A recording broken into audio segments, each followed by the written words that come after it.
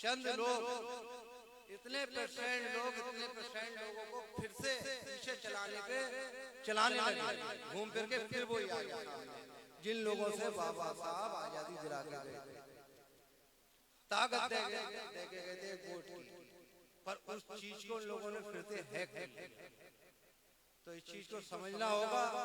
और भैया ने जो बोला है कि 24 के बाद अगर वोट देने का अधिकार छीन लिया तो उसी तरीके से होगा, वही वक्त वही दौर वापस आ जाएगा कि घोड़ियां दरवाजों के आगे से नहीं निकलेंगी, दूल्हा बन के जा नहीं पाएंगे, उनके नल से पानी पी लिया तो बांध के मारेंगे। ये वही वक्त हम लोग अपने पागलपंती की वजह से वही वक्त सही से समझ नहीं पा रहे, इम्पोर्टेंट पॉइंट नहीं समझ पा रहे।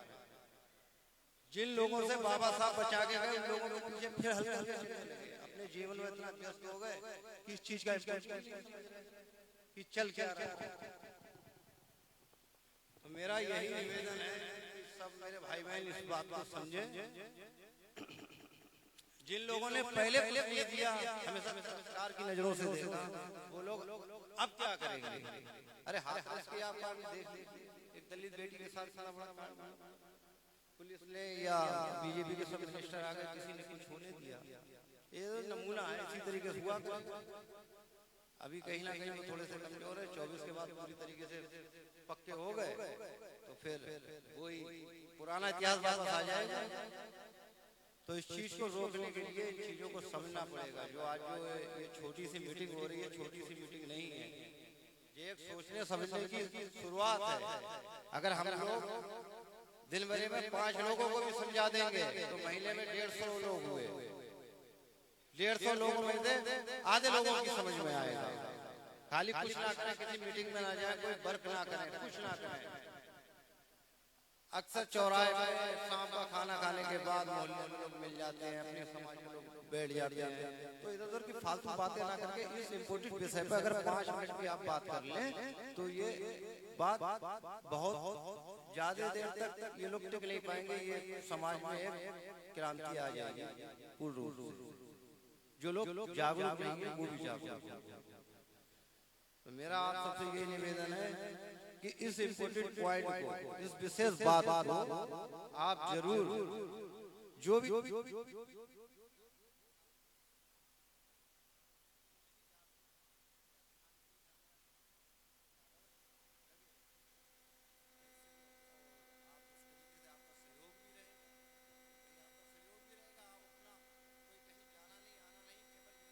वालों को ही आप 2-4 लोगों को रोज समझाते रहेंगे तो यही आपका बहुत बड़ा सहयोग रहेगा। महीने में जाने कितने लोगों को आप समझा देंगे, साल का जोड़ा जाए कितने हजारों को समझा देंगे। 1000 में से आधे लोगों की समझ में आएगा, आधे उन्हें समझाएंगे। इस तरीके से सिस्टम बहुत बढ़िया रहेगा सबके लिए, हमारे लिए भी आपके लिए भी। बात को बस समझना है। बस इसी बात के साथ मैं अपनी बात समाप्त करना चाहता हूँ।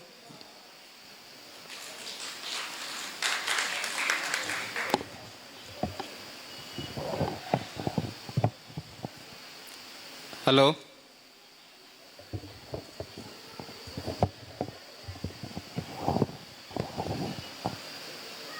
हेलो,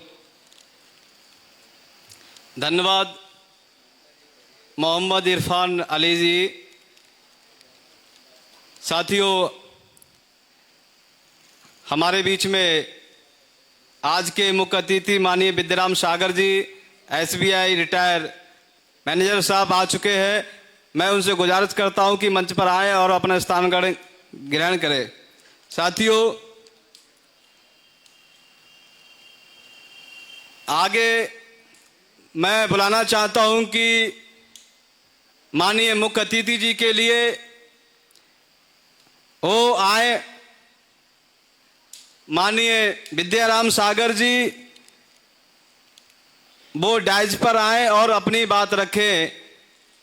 माननीय विद्याराम सागर जी, SBI रिटायर मैनेजर साहब। साथियों, आगे की कड़ी में मैं माननीय चांद मोहम्मद जी, राष्ट्रीय प्रभारी राष्ट्रीय मुस्लिम मोर्चा नई दिल्ली, आपसे अनुरोध करता हूं कि आप आए और इस कार्यक्रम हम लोगों को मार्गदर्शन करें। माननीय चांद मोहम्मद जी, राष्ट्रीय प्रभारी, राष्ट्रीय मुस्लिम मोर्चा।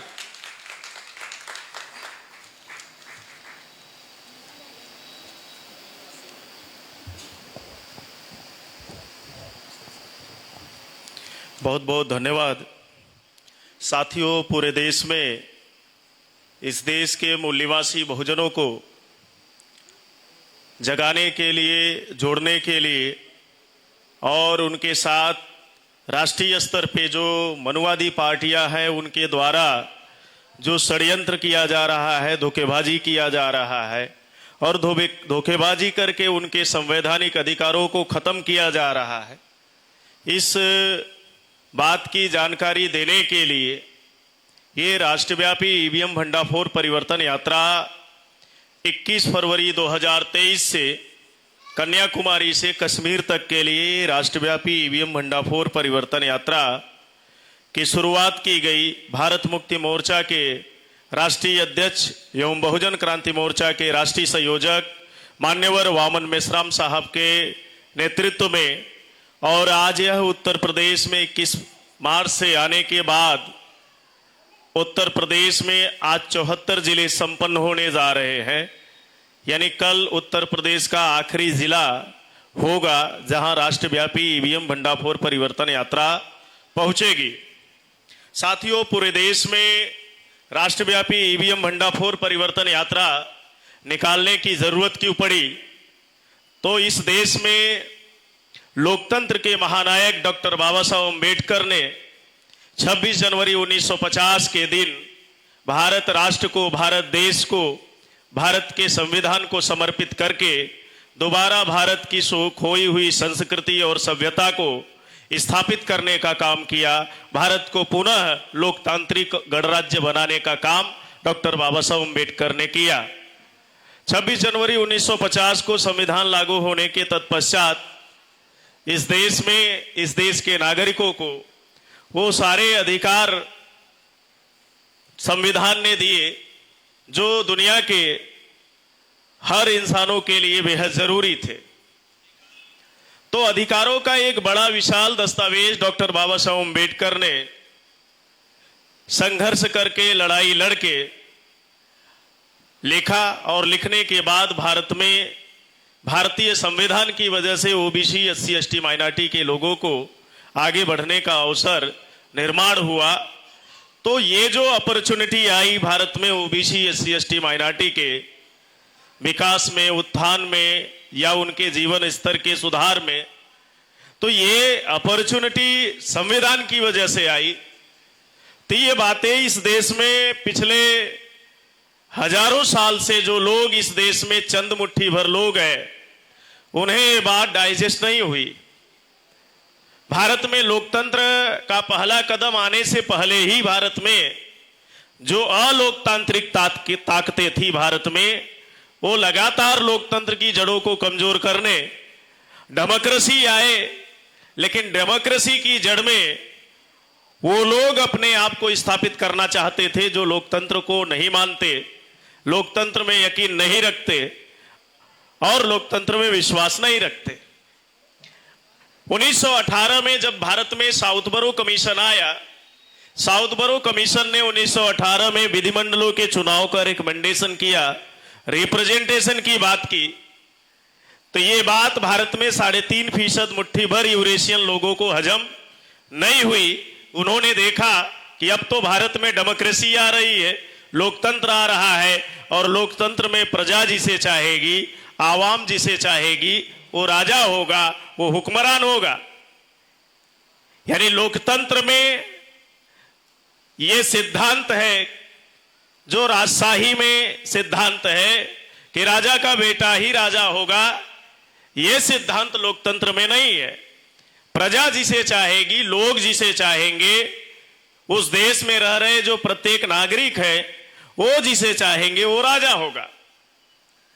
तो 1918 में जब भारत में साउथबरो कमीशन आया, विधिमंडलों के चुनाव के रिकमेंडेशन की प्रक्रिया भारत में शुरू हुई, तो उन लोगों ने चिंतन किया, मंथन किया कि हमारी आबादी 3.5% है और डेमोक्रेसी में नंबर्स ऑफ वोट जिसके अकाउंट में ज्यादा होंगे यानी जिसके पास संख्या बल ज्यादा होगी, जिस समाज और वर्ग की आबादी ज्यादा होगी, वो लोकतंत्र में हुक्मरान होगा। और हम 3.5% लोग कभी भी लोकतंत्र में हुक्मरान नहीं हो सकते। ये बात उन्होंने एनालिसिस किया, इस पर चिंतन किया, मंथन किया, और चिंतन मंथन करने के बाद जो लोग कल भी लोकतंत्र के दुश्मन थे, आज भी लोकतंत्र के दुश्मन हैं, जो कल भी लोगों को डिवाइड करते थे, जिनको कल भी मेजॉरिटी से खतरा था, उन्हें आज भी मेजॉरिटी से खतरा है। क्यों उन्हें मेजॉरिटी से खतरा था? अगर मेजॉरिटी से खतरा भारत में 3.5% मनुवादियों को नहीं होता तो भारत में वर्ण व्यवस्था का निर्माण नहीं करते। मेजॉरिटी से अगर भारत में मनुवादियों को खतरा नहीं होता तो भारत के लोगों को 6,743 जाति के टुकड़ों में नहीं बांटते, तकसीम नहीं करते, विभाजित नहीं करते। तो आखिर क्या जरूरत पड़ी?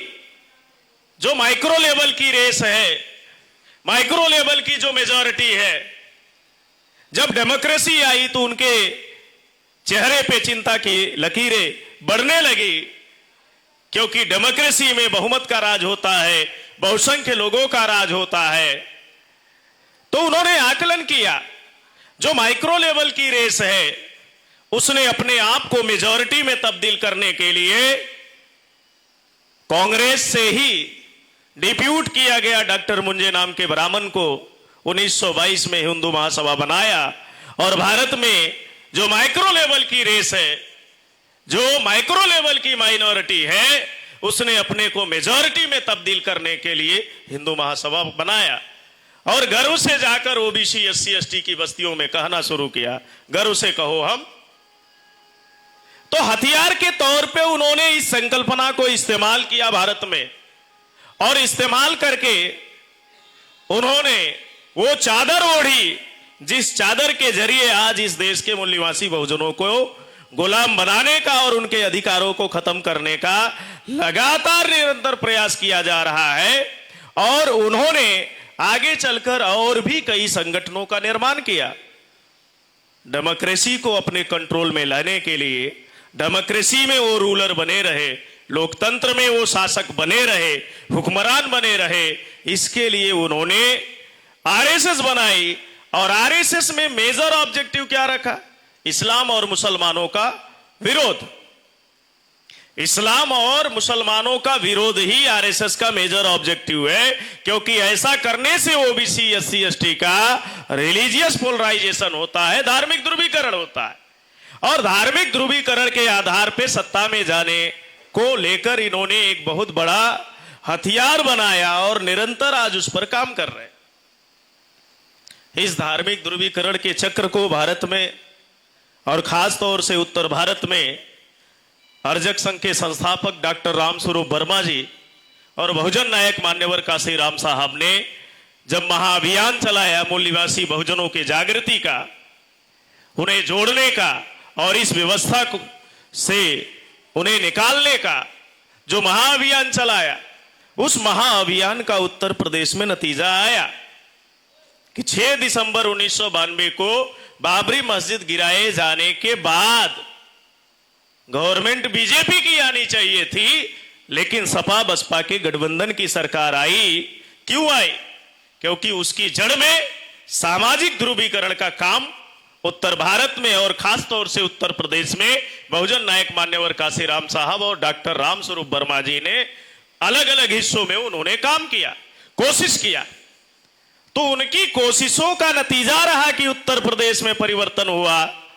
उनकी कोशिशों का नतीजा रहा बिहार में खास तौर से जननायक कर्पूरी ठाकुर, शिवदयाल चौरसिया और भारत लेनिन बाबू जगदेव प्रसाद कुशवाहा, ये 3 सामाजिक परिवर्तन, सामाजिक बदलाव की लड़ाई लड़ने वाले महापुरुषों ने कुर्बानी दी, त्याग किया। और उनकी कुर्बानी और त्याग पर लालू प्रसाद यादव, नीतीश कुमार, रामविलास पासवान, शरद यादव जैसे लोग पैदा हुए।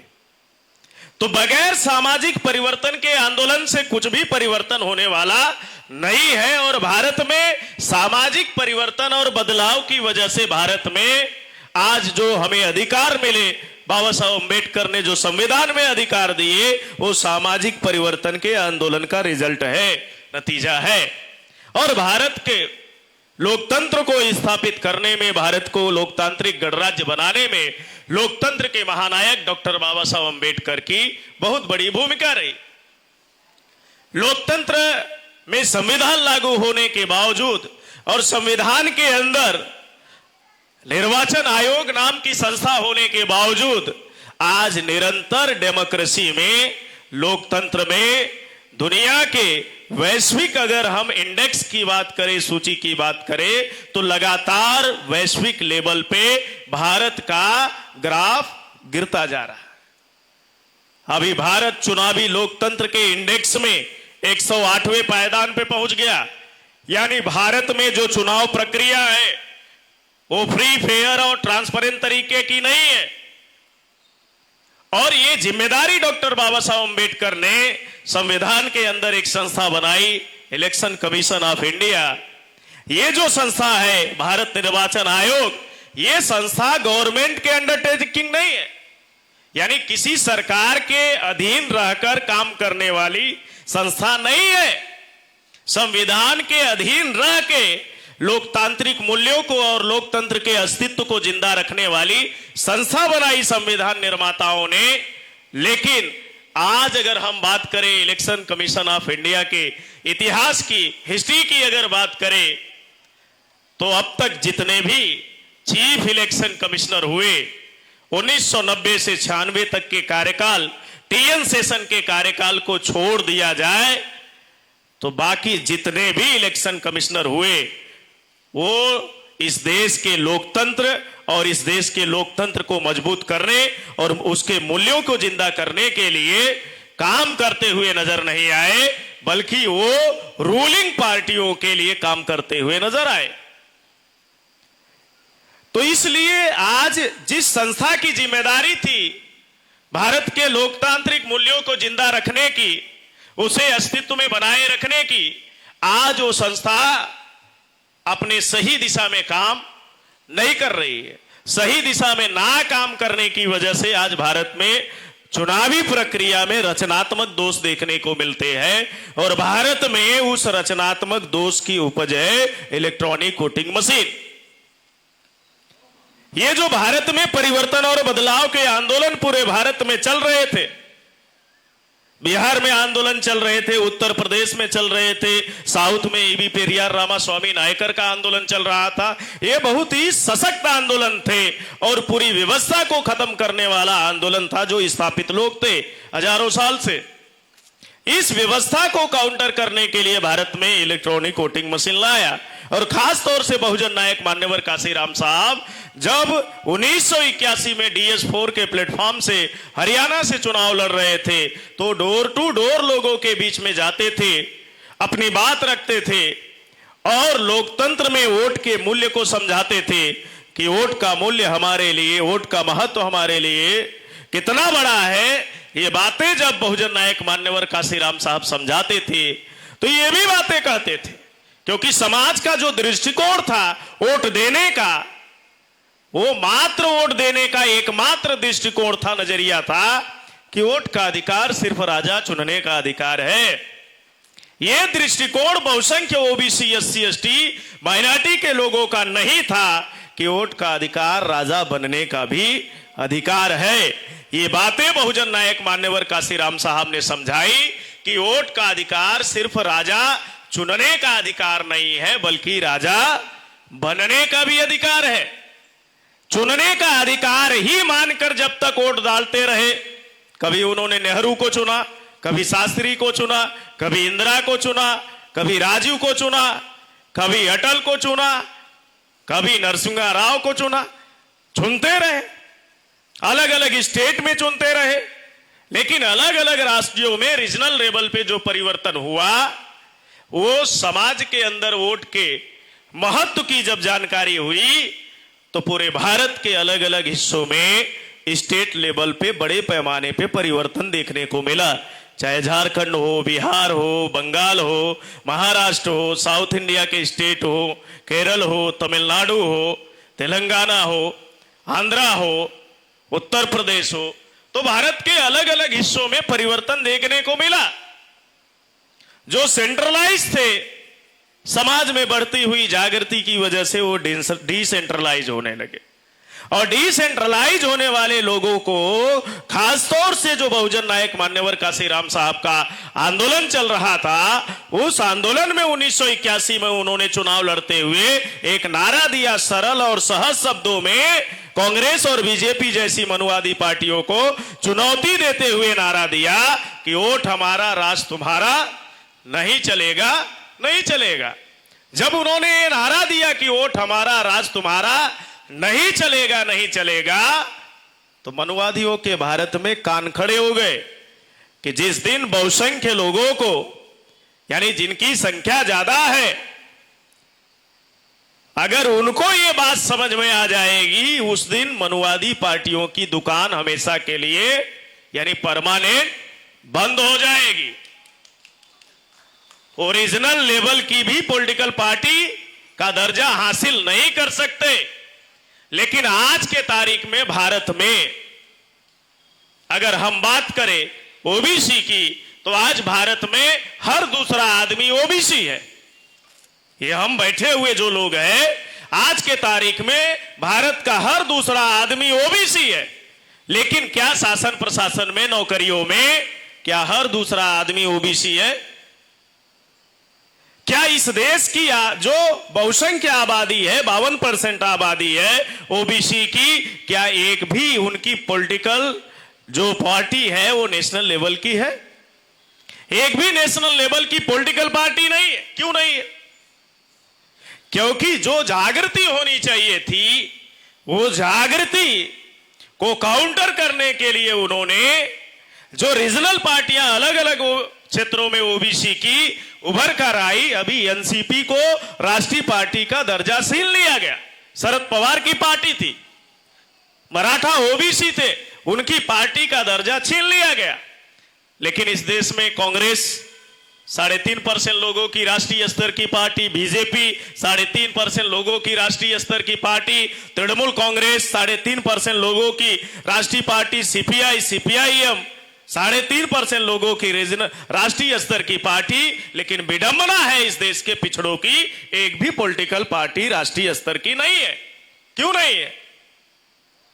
जब जागृति बढ़ने लगी, समाज उस ओर बढ़ने लगा, तो वहां से रोकने के लिए, काउंटर करने के लिए जो जागृति के संदर्भ में नारा दिया बहुजन नायक मान्यवर काशीराम साहब ने कि वोट हमारा राज तुम्हारा, नहीं चलेगा, नहीं चलेगा, उसको काउंटर करने के लिए उन्होंने 1982 में कांग्रेस और बीजेपी के लोगों ने मिलकर ईवीएम लाया। 1982 में कैबिनेट ने प्रस्ताव पारित करके जो राष्ट्रीय स्तर पे जाने वाली पॉलिटिकल पार्टियां थी, पॉलिटिकल लीडर थे, वो पार्लियामेंट में या पोजीशन में बैठते, अपोजिशन में बैठते, उन्हें रोकने का बंदोबस्त 1982 में कांग्रेस और बीजेपी ने कैबिनेट के अंदर रिजोल्यूशन पास करके इलेक्ट्रॉनिक वोटिंग मशीन लाया और कहा ईवीएम हमारा, वोट तुम्हारा, खूब चलेगा, खूब चलेगा, दबाओ बटन, हम ना डिसाइड करेंगे तुम्हारा वोट किधर जाएगा। आज अगर हम बात करें दुनिया में ईवीएम के बारे में, तो यूनाइटेड नेशंस ऑफ ऑर्गेनाइजेशन में, संयुक्त राष्ट्र संघ में कुल 195 देश उसका हिस्सा है, सदस्य देश है। और उन सदस्य देशों में जो बहुतायत लोकतांत्रिक देश है, उनमें मात्र 11 देशों में आज इलेक्ट्रॉनिक वोटिंग मशीन का इस्तेमाल किया जाता है। 11 देशों में मात्र 4 देश ऐसे हैं, भारत सहित, जहां पूरे देश में ईवीएम इस्तेमाल किया जाता है। बाकी जो 7 देश हैं, उन 7 देशों में आंशिक तौर पे या ट्रायल के तौर पे इलेक्ट्रॉनिक वोटिंग मशीन आज इस्तेमाल की जाती है। बाकी दुनिया के जितने भी लोकतांत्रिक देश हैं, उन लोकतांत्रिक देशों ने इलेक्ट्रॉनिक वोटिंग मशीन को पाबंदी लगाई। जिन देशों ने ईवीएम का आविष्कार किया, उन देशों ने भी अपने देश में चुनाव में ईवीएम का इस्तेमाल या तो किया ही नहीं, या तो करने के बाद उन्होंने पूरी तरह से बाद में बैन कर दिया। 2006 में नीदरलैंड ने अपने यहां ईवीएम को बैन किया। 2009 में जून महीने में जर्मनी की सुप्रीम कोर्ट ने यह कहते हुए ईवीएम पर पाबंदी लगाई कि ईवीएम डेमोक्रेसी के लिए अनकॉन्स्टिट्यूशनल है, असंवैधानिक है। दुनिया के तीसरे बड़े लोकतांत्रिक देश इंडोनेशिया ने 2019 में पाबंदी लगाई। भारत से सटा हुआ देश बांग्लादेश है। 6 अप्रैल 2023 को बांग्लादेश ने भी ईवीएम पर बैन किया। भारत में ही ईवीएम से प्यार किसे है? कांग्रेस और बीजेपी को है, क्योंकि पिछले 2 दशक से लगातार कांग्रेस और बीजेपी के लोग ईवीएम में गड़बड़ी करके आज ये शासक बन रहे हैं, हुक्मरान बन रहे हैं, सत्ता में जाने का काम कर रहे हैं। और भारत के सुप्रीम कोर्ट ने भी इस बात को स्वीकार किया। 8 अक्टूबर 2013 को डॉक्टर सुब्रमण्यम स्वामी के याचिका पर जजमेंट देते हुए भारत की सर्वोच्च अदालत ने फैसला दिया कि सिर्फ इलेक्ट्रॉनिक वोटिंग मशीन से फ्री, फेयर और ट्रांसपेरेंट तरीके से चुनाव नहीं हो सकता। यानी मुक्त, निष्पक्ष और पारदर्शी तरीके से सिर्फ ईवीएम से चुनाव संभव नहीं है। यह भारत की सबसे बड़ी अदालत ने जजमेंट दिया। इसके बावजूद भारत में ईवीएम को इस्तेमाल करना यह असंवैधानिक है। सुप्रीम कोर्ट ने जजमेंट दिया भारत के ईवीएम के साथ चोरी पकड़ने वाली, यानी ईवीएम में गड़बड़ी होती है तो इस गड़बड़ी को पकड़ने के लिए वीवीपीएटी मशीन लगाने का फैसला दिया। 24 अप्रैल 2017 को बामसेफ के राष्ट्रीय अध्यक्ष ने सुप्रीम कोर्ट में केस जीता और जिसकी वजह से आज आप वोट डालने जाते हैं, बटन दबाते हैं तो सिर्फ बीप की आवाज नहीं आती, बल्कि वीवीपीएटी मशीन से पर्ची भी निकलकर आती है। पर्ची आपको दिखाई देती है कि आपने जिस कैंडिडेट को दिया वो आपका वोट उसी कैंडिडेट को पड़ा या दूसरे को गया। लेकिन आज जो सुप्रीम कोर्ट में केस जीता 24 अप्रैल 2017 को मान्यवर बावन मेश्राम साहब, उसके काउंटर में कांग्रेस और बीजेपी के लोगों ने दोबारा रिपिटिशन किया। जो 100% रिकाउंटिंग का और पर्चियों के मिलान का केस जीता था वामन मेश्राम साहब ने, उसके काउंटर में पिटीशन फाइल करके 50% पर्चियों की डिमांड की कांग्रेस के सीनियर लॉयर अभिषेक मनु संघवी ने। तो ये भारत के लोकतंत्र को खत्म करने की और भारत के लोकतंत्र की हत्या करने के लिए, गला घोटने के लिए लगातार शासक जातियों के द्वारा षड्यंत्र किया जाता रहा है। और आपको जानकर हैरानी होगी, 2019 के चुनाव में जो गवर्नमेंट चुन के आई, प्रोविजनल गवर्नमेंट चुन के आई नरेंद्र मोदी की, वो ऑथेंटिक गवर्नमेंट नहीं है। ऐसा मैं नहीं कह रहा हूं। इलेक्शन कमीशन के साइट पे ये डाटा खुद जो है इलेक्शन कमीशन ऑफ इंडिया ने डाला कि 2019 का चुनाव हुआ, उस चुनाव में कुल 373 यानी 373 सीटों पर पड़े वोटों से जब गिनती की गई, काउंटिंग की गई, गणना की गई, तो या तो कम निकले या तो ज्यादा निकले। उसी लेटर में इलेक्शन कमीशन ऑफ इंडिया ने मेंशन किया कि 220 सीटों पर पड़े हुए वोटों से जब गणना की गई तो ज्यादा वोट निकले और 153 सीटों पर जो गिनती की गई, आंकड़े आए, पड़े वोटों से कम वोट निकले। ये अगर ऐसा नहीं होता तो नरेंद्र मोदी नाम का आदमी जिस लोकसभा सीट के से चुनाव लड़ रहा था, उत्तर प्रदेश की वाराणसी लोकसभा सीट से जब चुनाव हुआ तो चुनाव के दौरान कुल वोट वाराणसी की लोकसभा सीट पर 11 लाख पड़े। लेकिन जब गिनती की गई, काउंटिंग की गई तो 12,87,000 वोट निकले। यानी पड़े हुए वोटों से 1,87,000 वोट ज्यादा निकले। इतनी तेजी से तो मुर्गी भी अंडे नहीं देती जितनी तेजी से ये मशीन कांग्रेस और बीजेपी को वोट दे रही है। हर चुनाव में कहीं न कहीं इस तरह की गड़बड़ी सुनने को मिलती है। अभी उत्तर प्रदेश के 17 मेयर की सीटों पर भी ये बातें देखने को मिली और खास तौर से जो उत्तर प्रदेश के मुख्यमंत्री हैं, गोरखपुर उनके संसदीय क्षेत्र में, चुनाव क्षेत्र में ये गड़बड़ी देखने को मिली। तो इसलिए आज ये जो इलेक्ट्रॉनिक वोटिंग मशीन है ये पूरे लोकतंत्र के लिए खतरा है, और लोकतंत्र में जो नागरिकों को वोट का अधिकार है उस वोट के अधिकार के लिए ये खतरा है, क्योंकि जनमत की चोरी सबसे बड़ी चोरी है लोकतंत्र में। सबसे बड़ा डाका जनमत पे डाका डालना है, यानी लोगों के मतों की चोरी करना और मतों की चोरी करके सत्ता में आना, ये सबसे बड़ा डाका है, सबसे बड़ी लूट है, सबसे बड़ा घोटाला है। और ये इलेक्शन कमीशन के आंकड़ों के आधार पे साबित होता है कि इस गड़बड़ी में ये सारे लोग शामिल हैं। इसलिए इस व्यवस्था को बदलने के लिए ये राष्ट्रव्यापी ईवीएम भंडाफोड़ परिवर्तन यात्रा पूरे देश भर में मान्यवर वामन मेश्राम साहब के नेतृत्व में चलाई जा रही है। आज मान्यवर वामन मेश्राम साहब के इस आंदोलन से और बढ़ती हुई संगठित शक्ति की वजह से, जब मनुवादियों ने भारत में यूनिवर्सिटियों से 200 पॉइंट रोस्टर को खत्म करके यूनिवर्सिटियों के अंदर इस देश के बहुसंख्य ओबीसी एससी एसटी माइनॉरिटी के लोगों को प्रोफेसर बनने के दरवाजे बंद किए, उस समय यही वो ताकत है, यही वो संगठन है, वाम से भारत मुक्ति मोर्चा ने भारत बंद किया 13 पॉइंट रोस्टर पर। और बंद करने का नतीजा दोपहर के 2 बजते बजते नरेंद्र मोदी की गवर्नमेंट ने लागू किए गए 13 पॉइंट रोस्टर को वापस लिया और दोबारा 200 पॉइंट रोस्टर को बहाल किया। सीए एनआरसी का मसला खड़ा किया।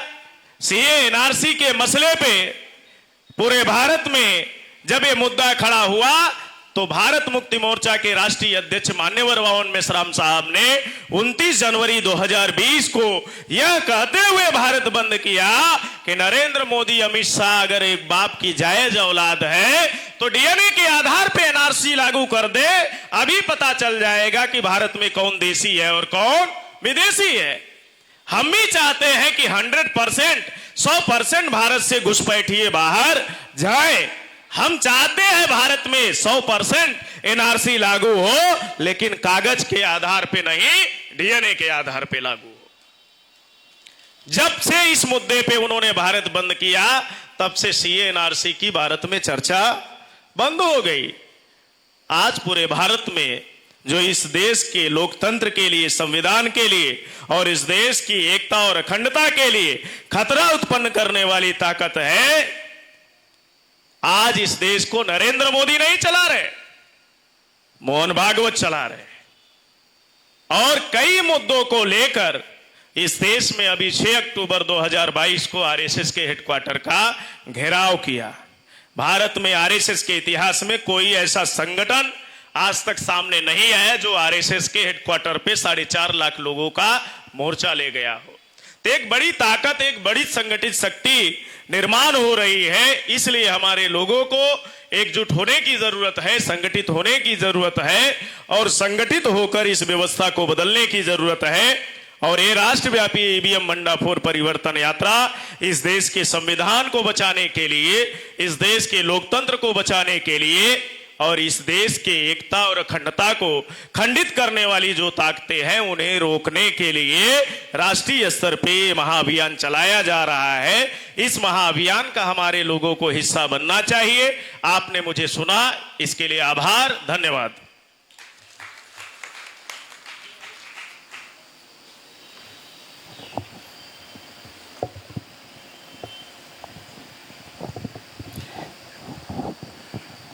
धन्यवाद सर। साथियों, हम लोगों की इस देश में कितनी ताकत निर्माण हो गई है ये हमारे लोगों को एहसास नहीं है। 2 दिन पहले मैं खुद इस कार्यक्रम की परमिशन लेने जब गया तो यहाँ का एसएचओ बोला आपको कोई परमिशन नहीं दी जाएगी, आपका हम कार्यक्रम नहीं होने देंगे। हमने कहा हम संविधान के दायरे में रहकर कार्यक्रम कर रहे हैं। क्या कोई पुलिस वाला इधर दिख रहा है? कोई पुलिस वाला इधर नहीं दिखता। उनको मालूम है कि इनकी ताकत उतनी है कि हम आरएसएस के मुख्यालय पर जाकर उनका गलेमान वहीं पकड़ते हैं। इतनी ताकत हमने निर्माण किया है। तो साथियों, इस कार्यक्रम की अध्यक्षता कर रहे हमारे बीच में प्रोफेसर बिलास खराज साहब, जो सह संयोजक बहुजन क्रांति मोर्चा और राष्ट्रीय महासचिव भारत मुक्ति मोर्चा नई दिल्ली। हम चाहते हैं कि वो आए और हम लोगों का मार्गदर्शन करें। प्रोफेसर बिलास खराज साहब, सह संयोजक बहुजन क्रांति मोर्चा, राष्ट्रीय महासचिव भारत मुक्ति मोर्चा नई दिल्ली।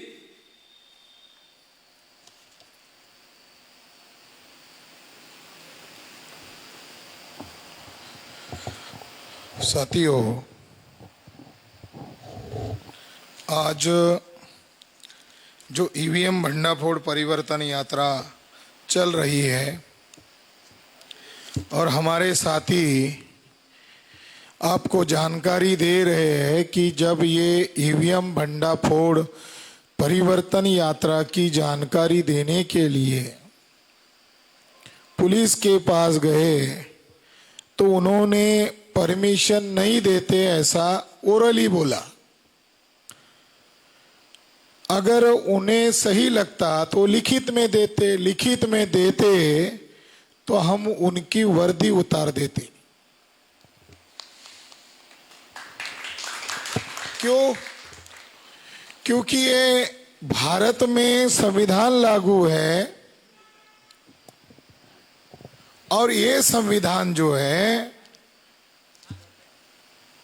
इस जिले में लागू नहीं है क्या? सभी जिले में लागू है। तो संविधान खतरे में है, इस बात का सबूत है। उनकी इतनी मगरूरी कैसे बढ़ी? तो उनकी मगरूरी बढ़ने की वजह यह है कि उन्होंने ईवीएम के द्वारा उत्तर प्रदेश में गुंडाराज शुरू कर दिया है। साथियों, इलेक्ट्रॉनिक वोटिंग मशीन में गड़बड़ी होती है, ये सुप्रीम कोर्ट ने माना। सुप्रीम कोर्ट भारत की सबसे बड़ी अदालत है, तो सुप्रीम कोर्ट में यही गए थे सुब्रमण्यम स्वामी। अब वो राज्यसभा का मेंबर है, दक्षिण भारत का, तमिलनाडु का ब्राह्मण।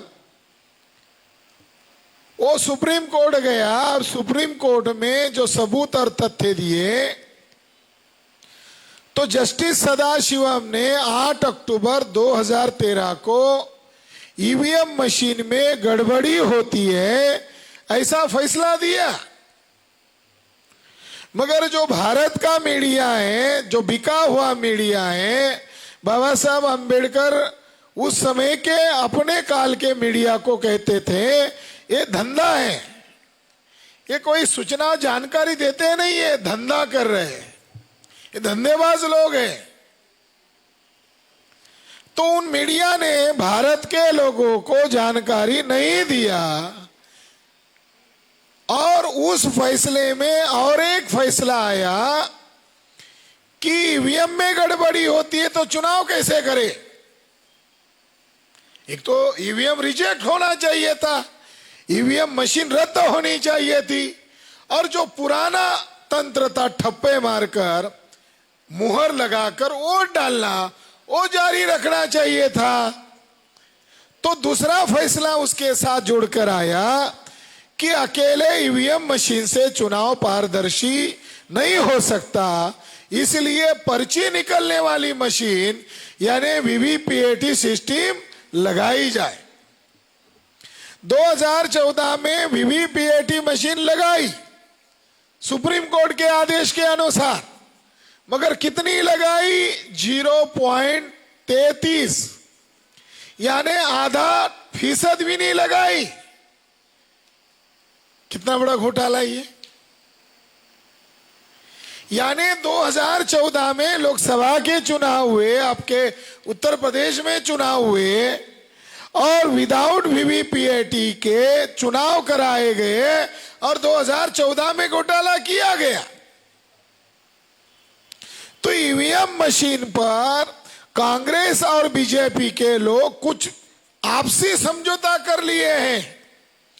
जब सुब्रमण्यम स्वामी ने कांग्रेस के लोगों को ऊपर आरोप लगाया कि चुनाव आयोग ने इनको जितवाया, चुनाव आयोग इनके हाथ का खिलौना बन चुका है, ये जो आरोप लगाया, तो कांग्रेस के लोग नागपुर के आरएसएस मुख्यालय पर गए और आरएसएस का जो चीफ है मोहन भागवत, उसके साथ गुप्त मीटिंग किया और गुप्त मीटिंग में तय हुआ कि हमने 2 बार घोटाला किया है, ये जनता को मत बताओ, बल्कि आप एक बार ईवीएम घोटाला करो।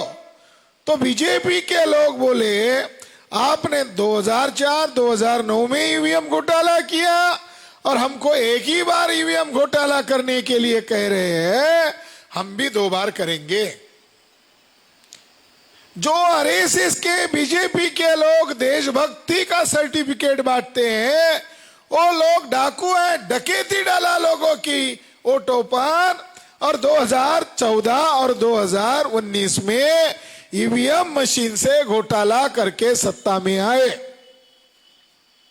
आपसी समझौता है। 2019 में चुनाव आने के पहले और एक मुकदमा सुप्रीम कोर्ट पहुंचा।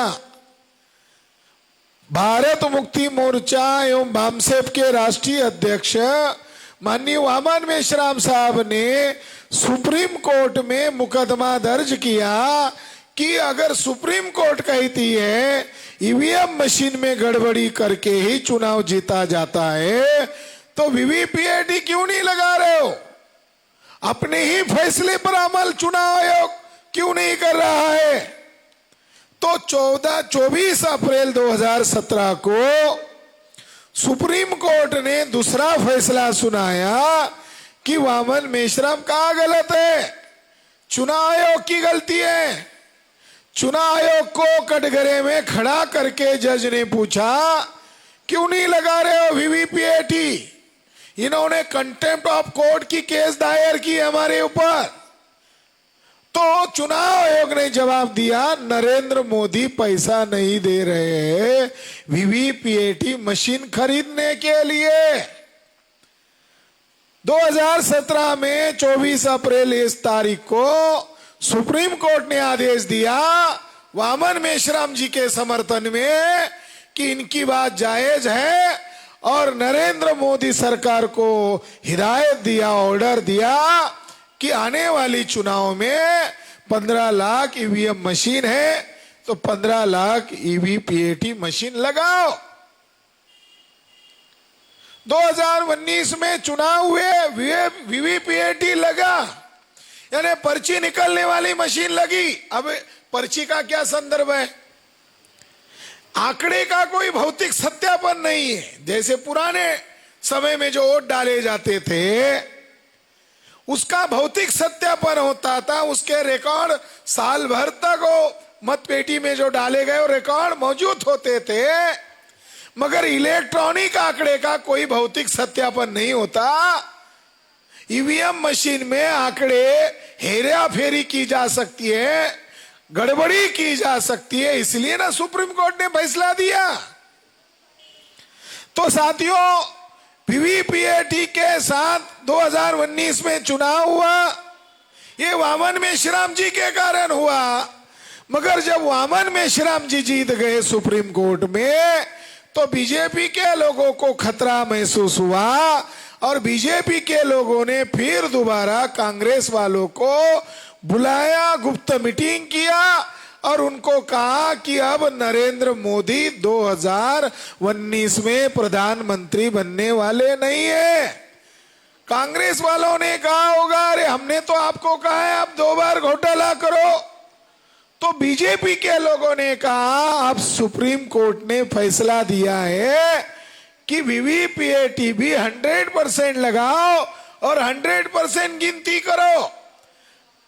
मशीन के आंकड़े और पर्चियों के आंकड़े गिनती कर दी जाएगी, दोनों में अंतर नजर आएगा तो घोटाला अपने आप पकड़ा जाएगा। तो कांग्रेस के लोगों को बीजेपी के लोगों ने कहा आप बाहर नाटक करो, हम जज को मैनेज करते हैं और दूसरा फैसला लाते हैं। विपक्ष के लोगों ने डिमांड किया जो पर्चियां निकलने वाली मशीन है उसकी 50% गिनती करो। फैसला क्या आया? 100% का। विपक्ष डिमांड क्या कर रहा है? 50% गिनती करो। और जो कांग्रेस का प्रवक्ता है अभिषेक मनु सिंघवी, वो कोर्ट में दाखिल हुआ और जज के सामने डिमांड रखा 50% गिनती करो, जबकि 100% गिनती करने का ऑर्डर माननीय वामन मेश्राम साहब के समर्थन में आया और जज ने 50% की जो केस थी कांग्रेस के प्रवक्ता की 2% पर्चियां गिनती करने का ऑर्डर दिया। हो गया दोबारा षड्यंत्र। अब जिस जज ने अपने पहले वाले जो जज हैं जिसने मेश्राम साहब के समर्थन में फैसला दिया, दूसरे जज ने अपने जज के खिलाफ दूसरा फैसला दिया। ऐसा क्यों हुआ? ऐसा होना नहीं चाहिए। एक जज ने जो पहला फैसला दिया उसके खिलाफ दूसरे जज ने फैसला नहीं देना चाहिए, मगर ऐसा क्यों हुआ? तो सुप्रीम कोर्ट जो है उस कोर्ट में एक महिला ने जस्टिस गोगोई के ऊपर आरोप लगाया कि जस्टिस गोगोई जो सर न्यायाधीश है इन्होंने मेरा यौन शोषण किया। संभावना ज्यादा है कि आरएसएस के लोगों ने उस महिला को ऐसा आरोप लगाने के लिए कहा होगा, क्योंकि उस जज की इंक्वायरी दूसरे नंबर का जो जज है जस्टिस बोबड़े, ये ब्राह्मण आरएसएस के, इनके दादा आरएसएस के वकील संघ के संस्थापक अध्यक्ष, यानी एक खानदानी आरएसएस के वर्कर जज बने। जज बनने की प्रक्रिया भारत में कोई एग्जाम देकर नहीं बनते। हाई कोर्ट के जज और सुप्रीम कोर्ट के जज केवल ब्राह्मण जातियों से चुने जाते हैं, उनकी कोई एग्जाम नहीं होती। तो ये डेमोक्रेसी कहां है? ज्योतिबा फुले ब्राह्मणों को बोलते थे कलम कसाई है। ये ब्राह्मण जजेस जो है ये भी कलम कसाई है। कलम का दुरुपयोग करने वाले लोग, ब्राह्मणों का वर्चस्व स्थापित करने वाले लोग। तो जस्टिस बोबड़े ने जस्टिस गोगोई सर न्यायाधीश की जांच की। उस जांच रिपोर्ट में समझौता हुआ और उस रिपोर्ट का अभी तक कोई दस्तावेजी सबूत सार्वजनिक नहीं किए हैं। जस्टिस बोबड़े ने उनको निर्दोष सिद्ध किया और उस महिला की जांच जस्टिस पटनायक ने की और जस्टिस पटनायक ने भी उस महिला को निर्दोष घोषित किया। बड़ा गजब का न्याय हुआ। आरोप लगाने वाली महिला भी निर्दोष है और जिसके ऊपर आरोप लगाया वो भी निर्दोष है। तो जज को मैनेज किया, जज का ब्लैकमेल किया और जज का ब्लैकमेल करने के बाद ही 2% पर्चियों का मिलान करने का ऑर्डर आरएसएस और बीजेपी के कहने पर किया। इसके बाद 2019 में बीजेपी चुनकर आई। हम लोग खुले तौर पर कह रहे हैं कि न्यायपालिका ब्राह्मणवादियों के नियंत्रण में है। चुनाव आयोग चोरों का सरदार है। 2019 में जो चुनाव हुआ लगभग 373 ऐसे सीट है जहां पर वोटर्स लोगों की जितनी संख्या है उससे ज्यादा वोट पड़े और 153 सीट ऐसे हैं जहां पर जितनी वोटर्स लोगों की संख्या है उससे कम वोट पड़े और बीजेपी ने ये धांधली कर किया। इसके सबूत चुनाव आयोग के वेबसाइट पर उपलब्ध हैं। खुद नरेंद्र मोदी 1,87,000 वोट से जीता। कुल वोटर है 11 लाख, वोट पड़े 12,87,000। अभी यहां की जो महिला अभी यहां नगर निगम का जो चुनाव हुआ, उस चुनाव का भी बड़ा आश्चर्यजनक फैसला आया। ये नव भारत टाइम्स की खबर है, 13 मई 2023। ये नव भारत टाइम्स की खबर मेरे पास है, जिसका हेडिंग है कि यूपी निकाय चुनाव रिजल्ट 3,63,000 वोट पड़े और गिने गए 4,87,198 वोट। काजल निषाद की धमकी, ऐसा वो न्यूज में लिखा हुआ है। वोट की संख्या कितनी है? 3,63,000। ये जो चुनाव हुआ, मेयर का चुनाव हुआ, और गिनती की गई तो मिले 4,87,198 वोट। आपके उत्तर प्रदेश में ये भी हम घोटाला हुआ, जिसकी बलबूते पर वो 17 मेयर चुने गए। कितना बड़ा घोटाला है! ये घोटाला नहीं है, ब्रह्म घोटाला है। इसमें रीजनल पार्टियों का सुपड़ा साफ और केवल पंडितों की पार्टी, ब्राह्मणों की पार्टी ही ईवीएम से जीत रही है। ये बात बैकवर्ड कास्ट के लीडर्स लोगों को समझ में नहीं आ रही है। मायावती जी का 1 सीट निकला। पिछला जो 2022 का चुनाव हुआ, केवल 1 सीट निकला। सपा बसपा का सुपड़ा साफ किया, महाराष्ट्र की पार्टी का सुपड़ा साफ किया, और केवल मात्र 3.5% ब्राह्मण, जिनकी आबादी 3.5% है, वो गांव का प्रधान चुनकर नहीं ला सकते। उनके आज 5 राष्ट्रीय दल कैसे बने? मान्यवर तो कहते थे वोट हमारा, राज तुम्हारा, नहीं चलेगा, नहीं चलेगा। ये नारा लगाते ही लोगों को महत्व समझ में आया, तो बसपा राष्ट्रीय पार्टी बनी थी। आज वो दर्जा भी खत्म हो गया, मगर बैकवर्ड कास्ट के लीडर्स को समझ में नहीं आता। ये नहीं कहा जा सकता, उनको इस पर बोलना चाहिए, लोगों को चेतना चाहिए, लोगों को जगाना चाहिए, मगर ये कार्य क्यों नहीं कर रहे हैं? वो इसलिए नहीं कर रहे हैं, ब्राह्मण लोगों को साथ रखने से ब्राह्मण लोगों ने सारा रिकॉर्ड बना लिया, और न्यायपालिका, सीबीआई, ईडी, इसके डर के मारे बैकवर्ड कास्ट के लोग बोल नहीं रहे। जिनको वोट चाहिए उनको बोलना चाहिए ना, उनको लड़ना चाहिए, लोगों के साथ खड़ा होना चाहिए, मगर वो बोल नहीं रहे। क्या उनको समझ में नहीं आ रहा है? उनको बहुत ज्यादा समझ में आ रहा है, मगर ब्राह्मण, आरएसएस, बीजेपी के लोगों ने उनके रिकॉर्ड्स इकट्ठा कर लिए, और रिकॉर्ड इकट्ठा करने के कारण वो सभी मुद्दे पर बोल रहे हैं। कांग्रेस वाले भी बोल रहे हैं, अन्य दल के लोग भी बोल रहे हैं, मगर ईवीएम घोटाले पर वो बोल नहीं रहे। देखो, भारत का जो संविधान है, वो संविधान एक अकेली पार्टी को निरंकुश करने का अधिकार नहीं दिया। बाबा साहब अम्बेडकर ने कहा कि अपोजिशन पार्टी होना बहुत जरूरी है। निरंकुशता को अंकुश लगाने के लिए कांग्रेस ब्राह्मणों की पार्टी, बीजेपी ब्राह्मणों की पार्टी।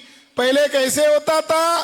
कांग्रेस आती थी, बीजेपी जाता था, बीजेपी आती थी, कांग्रेस जाता था। अब ईवीएम से क्या हो रहा है? ईवीएम से कुछ राज्यों में कांग्रेस को जितवा दिया जा रहा है, और केंद्र में बीजेपी बैठ रही है। वो दोनों म्यूचुअल अंडरस्टैंडिंग से काम कर रहे हैं। नरेंद्र मोदी मंदिरों के चक्कर लगा रहे हैं, राहुल गांधी भी मंदिरों के चक्कर लगा रहे हैं, और दोनों दावा कर रहे हैं हमारा भी हिंदुत्व है।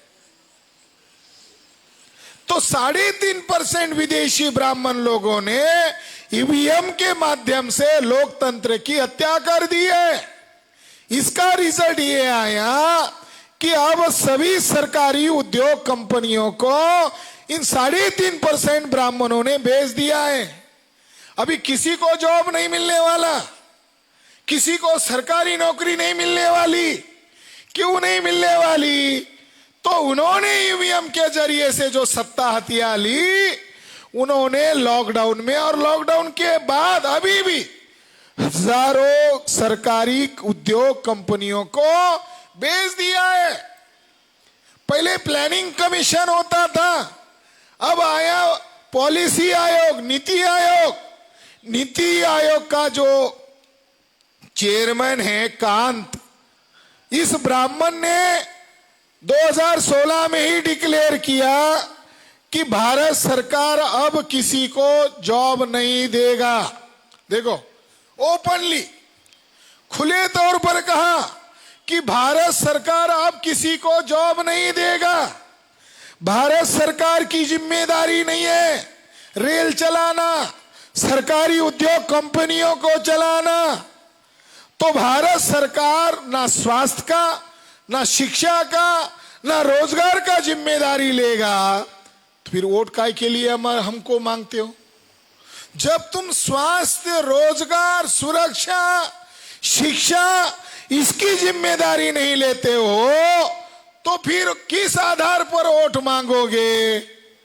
साथियों, उन्होंने सरकारी उद्योग कंपनियों को बेच दिया और आज नरेंद्र मोदी ने चुनावी भाषण दिया, एक देश में दो कानून नहीं रह सकते। आज का नरेंद्र मोदी का हेडिंग है, एक देश में दो कानून नहीं चल सकते। नरेंद्र मोदी वो दो कानून कौन से हो नहीं बता रहे। इशारे में मुसलमानों को टारगेट करके बोल रहे हैं। हम ही लोग कह रहे हैं कि देश में संविधान का ही कानून चलेगा, मनु का कानून नहीं चलेगा। इस देश में दो कानून चल रहे हैं, 50 से चल रहे हैं। अब खुले तौर पर आरएसएस बीजेपी के लोग दूसरा कानून को स्थापित कर दिया जो मनु का कानून है, और इसके तहत बहुजन समाज के लोगों को बेरोजगारी में धकेल दिया, गरीबी में धकेल दिया। इसका कारण ईवीएम मशीन है। तो साथियों, आने वाले समय में क्या करना होगा? ये समस्या तो बोल दी, लोगों को जानकारी तो हम दे रहे, इसका समाधान क्या है?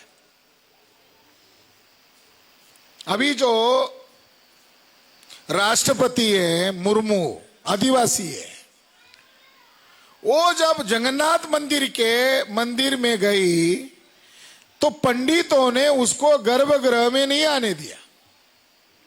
राष्ट्रपति जो भारत का सर्वोच्च पद है, महिला है, उस महिला राष्ट्रपति को पंडितों की इतनी औकात हो गई कि राष्ट्रपति को कंट्रोल करे। इसके पहले के जो राष्ट्रपति थे कोविंद, इनको तो पंडितों ने धक्के मारकर निकाल दिया था, और उन्होंने एप्लीकेशन भी लिखा था कि मेरे साथ जुल्म हुआ, और वो 5 साल बेइज्जत रहे और घर पर है, अभी तक वो न्याय नहीं मांग रहे।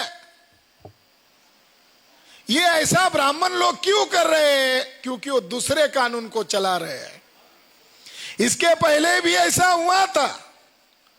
पंडित नेहरू के समय में नेहरू जी ने प्रथम राष्ट्रपति राजेंद्र प्रसाद को वाराणसी लेकर गए और 200 ब्राह्मणों के पैर धुलवाए थे, और बाजाबता उसके फोटोग्राफ अखबारों में छपकर लाए। जब बाबा साहब अम्बेडकर ने ये देखा तो बाबा साहब अम्बेडकर ये थे जिन्होंने इस घटना का विरोध किया था। अब कौन विरोध कर रहा है? अब तो कोई विरोध करते हुए दिखाई नहीं दे रहा है। तो ब्राह्मण लोग मैसेज दे रहे ब्राह्मणों को कि हम लोगों ने संविधान का राज खत्म कर दिया है और मनुस्मृति का राज लाया, राष्ट्रपति को नहीं मान रहे। तो देश में हमारा भविष्य क्या होगा? ये सब ईवीएम के कारण दुष्परिणाम सामने आ रहे हैं। तो आने वाले समय में लड़ना होगा। इसीलिए दक्षिण भारत के कन्याकुमारी से जम्मू कश्मीर तक ये ईवीएम भंडाफोड़ परिवर्तन यात्रा चल रही। तो इसके लिए क्या करना होगा? तो ईवीएम भंडाफोड़ परिवर्तन यात्रा का बहुजन समाज के लोगों को भी मैसेज है और सरकार को भी मैसेज है। वो मैसेज यही है कि अगर 100% ईवीएम है और 100% वीवीपीएटी नहीं लगाते हो, 100% गिनती नहीं करते हो, तो ईवीएम घोटाला तय है। अगर आप ऐसा करते हो तो इसके खिलाफ हम लोग 2024 तक ये ईवीएम भंडाफोड़ 21 फरवरी 2024 तक चलेगी। माननीय वामन मेश्राम साहब ने घोषित किया कि 5 लाख लोगों का इलेक्शन कमीशन के मुख्यालय दिल्ली में 5 लाख लोगों का मोर्चा निकालेंगे, लड़ना पड़ेगा, इसकी तैयारी कर रहे हैं। अगर नहीं मानते हैं तो क्या करेंगे? ईवीएम के मामले को लेकर भारत बंद करने का ऐलान किया। इसके बावजूद भी वो नहीं मानेंगे तो हमारा संगठन 31 राज्यों में 550 जिलों में 4,500 तहसीलों में है, 1.5 लाख गांव से संगठन का जाल फैला हुआ है। ईवीएम मशीन की संख्या है 15 लाख बूथ है, ईवीएम मशीन 15 लाख है, तो 15 लाख ही तो लोग चाहिए ईवीएम मशीन फोड़ने के लिए। तो 2024 में ये ईवीएम में गड़बड़ी करके जैसा अब तक किया जा रहा है, आंदोलन करने के बावजूद नहीं मानते हैं, तो 2024 में ईवीएम मशीन फोड़ेंगे। ये मैसेज देने के लिए ये ईवीएम भंडाफोड़ परिवर्तन यात्रा है। माननीय मेश्राम साहब ने नागपुर में ऐलान किया तो कुछ साथियों ने, बड़े बड़े अधिकारियों ने उनको संपर्क किया और कहा ईवीएम मशीन फोड़ने से जेल हो सकती है, ईवीएम मशीन फोड़ने से जेल हो सकती है। तो मेश्राम साहब ने कहा कि हम लोग जो संगठन चला रहे हैं ये हमारे लोगों के आजादी का आंदोलन चलाने के लिए चला रहे हैं। अगर गांधी जी अंग्रेजों का विरोध करते करते छोटे हुए कि महान हुए, जेल जाते जाते, तो बोले महान हुए। अगर वो महान हुए तो हम लोग जेल में जाते जाते कहाँ छोटे होने वाले? हम लोग तो एक हमारे लोगों के अधिकार की लड़ाई लड़ने के लिए ये आंदोलन चला रहे। जैसे ही मेश्राम साहब ने आंदोलन की घोषणा किया, वह पुणे के नजदीक अहमदनगर जिले में वहां का जो चुनाव था, तो उसने चुनाव के दरमियान वोट डालने गया और ईवीएम मशीन को उठाकर पटकाकर फोड़ दिया। मेश्राम साहब ने कहा हम 2024 में फोड़ेंगे। उसने ऐसा ही ऑनलाइन लाइव देखा तो उसको रहा नहीं गया। उसको पूछा गया, अरे मेश्राम साहब तो बोले 2024 में फोड़ना है, तुमने इतना हड़बड़ी क्यों किया? तो उसने कहा मेरा टेंशन बढ़ गया था, मुझे रहा नहीं गया और मैं वोट डालने के नाम पर गया, ईवीएम मशीन उठाया, पटका के जय मूल निवासी कह के फोड़ दिया। एफआईआर हुआ, उसको कोर्ट में लेकर गए। जज महाशय ने कोर्ट में उस आदमी को पूछा कि तुमने ईवीएम फोड़ा है, तुम आरोपी हो, तुम्हें आरोप मान्य है? उसने कहा मैं आरोपी हूं, ये आरोप मुझे मान्य नहीं है, लेकिन मैंने ईवीएम मशीन फोड़ा ये मुझे मान्य है। जज ने कहा तुम आरोपी कैसे नहीं हो, क्या है तुम्हारे पास सबूत? तो उसने कहा ईवीएम मशीन चोरी करने वाली मशीन है। उसने कहा सबूत क्या है? तो उसने कहा मैंने वामन मेश्राम जी के भाषण सुने। जज ने उसको कहा भाषण सुने हैं, उनके पास आधार क्या है वो जो बोल रहे हैं? तो उसने कहा सुप्रीम कोर्ट का 8 अक्टूबर 2013 का फैसला। जज ने उसको कहा क्या तुमने ये फैसला पढ़ा है? तो उस आदमी ने कहा मैं ज्यादा पढ़ा लिखा नहीं हूं, इसलिए मैं अंग्रेजी पढ़ नहीं पाता, मगर मैंने सुना है, पढ़ा नहीं है। तो जज ने पूछा क्या तुम्हारे पास उस जजमेंट की कॉपी है? तो उसने कहा है। तो जज ने कहा मुझे दिखाओ। जज ने उसको पढ़ा, प्यारा नंबर 29 में लिखा है ईवीएम मशीन से फ्री, फेयर एंड ट्रांसपेरेंट चुनाव नहीं हो सकते।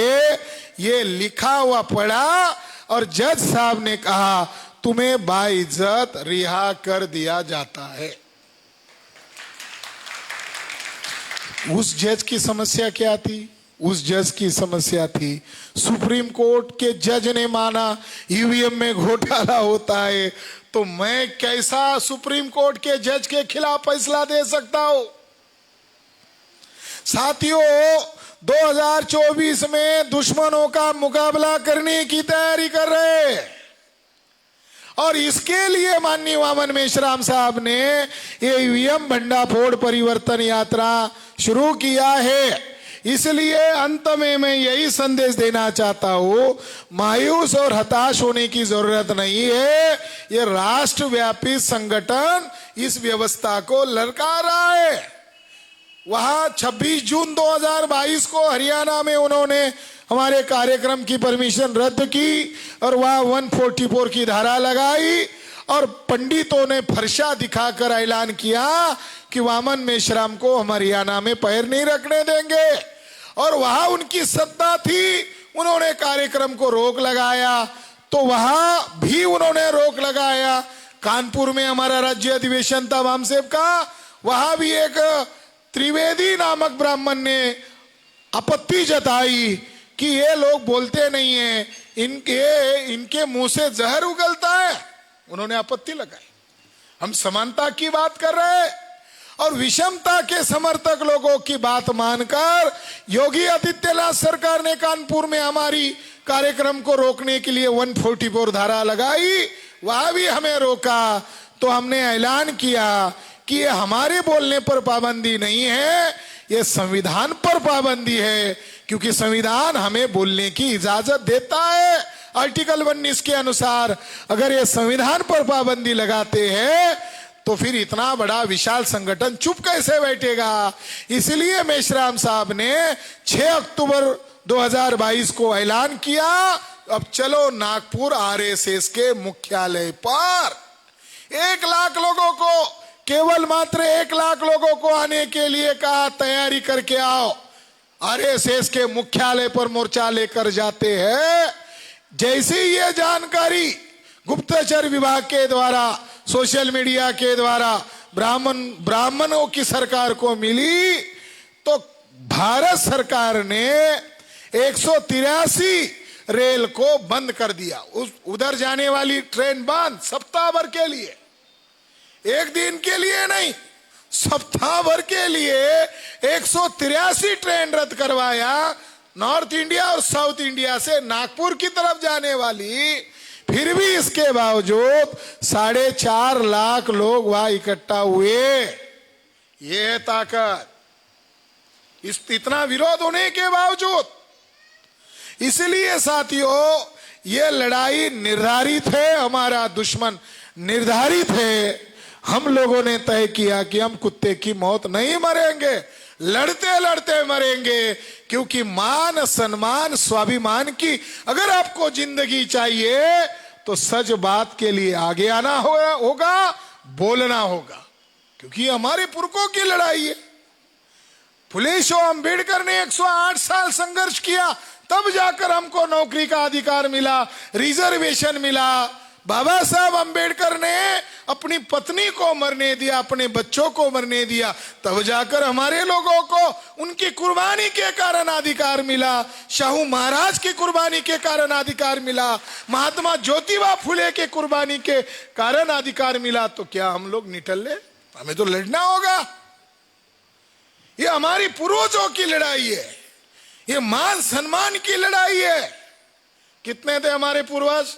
1818 में 500 थे।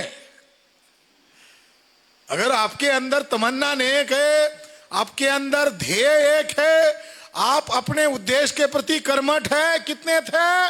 1 जनवरी 1818 को भीमा कोरेगांव नदी के किनारे, पूना के 30 किलोमीटर आगे, नदी के किनारे, नदी के एक साइड में 500 लोग थे, नदी के उस साइड में 30,000 लोग थे, इधर 500 लोग थे बहुजन लोग, और उधर विदेशी ब्राह्मण पेशवा ब्राह्मण थे। बाजीराव ने लड़ाई देखी, 5,000 सैनिकों को लेकर भाग गया, बचे रहे 25,000 पेशवा ब्राह्मणों की फौज को 500 हमारे पुरखों ने, 500 लोगों ने बोटी बोटी करके मारा। ये इतिहास है हमारा। हम कोई हिंसक आंदोलन का समर्थन नहीं करते, मगर दुश्मन जो हमारे लोगों के साथ खिलवाड़ कर रहा है उसकी हद हो गई है। आपके उत्तर प्रदेश में क्या है? रेपिंग, हर दिन रेप, गैंग रेप, कट्टे से मार दिया जा रहा है, कोई सुनवाई नहीं। कोर्ट परिसर में गोली मार दी जा रही पुलिसों की मौजूदगी में। धार्मिक आजादी छीन ली गई। अभी कल मैं एक वीडियो देख रहा था, कानपुर सिटी में 500 से ज्यादा पुलिस मौजूद, हजारों की तादाद में। बजरंग दल के लोगों ने क्रिश्चियन चर्चों के ऊपर अटैक करके चर्च को तोड़ डाला। राष्ट्रपति राजवट लागू होनी चाहिए थी। डेमोक्रेसी में अगर गुंडों का राज चल रहा है किसी राज्य में तो सरकार को हटा देना चाहिए, दोबारा चुनाव करवाना चाहिए, और दोबारा चुनाव करवाने के कुछ सीमित के लिए राष्ट्रपति राजवट लागू होनी चाहिए। बहुजन समाज के लोगों, बाबा साहब अंबेडकर का संदेश याद रखो। बाबा साहब अंबेडकर कहते हैं, जुल्म करने वाले से ज्यादा जुल्म सहने वाला ज्यादा गुनहगार होता है। आप लोग सह रहे हो, आप लोग सह रहे हो तो बाबा साहब अंबेडकर के सिद्धांत के अनुसार आप लोग आवाज नहीं उठा रहे हो। इसलिए ये मूवमेंट को ज्यादा तेज गति से इस जिले में आपको फैलाने के लिए, ये संदेश देने के लिए आए। 1400 गांव है आपके जिले में, पीलीभीत में 1400 गांव है। आप लोग इस कार्यक्रम समाप्ति के बाद यूनिट के लोग प्लान करें, योजना बनाए तो 1400 गांव, 4 तहसील है, 1400 गांव है, अलग अलग अपशूट विंग का निर्माण करो। लगभग 90 अपशूट विंग हमने बनाए हैं, और आप हर गांव में जाकर ईवीएम भंडाफोड़ परिवर्तन का जो आज आप लोगों को संदेश दिया, जानकारी दिया, इसका प्रचार और प्रसार करेंगे। ये उम्मीद और अपेक्षा के साथ मैं मेरी वाणी को यहाँ विराम देता हूं। जय भीम, जय मूल निवासी।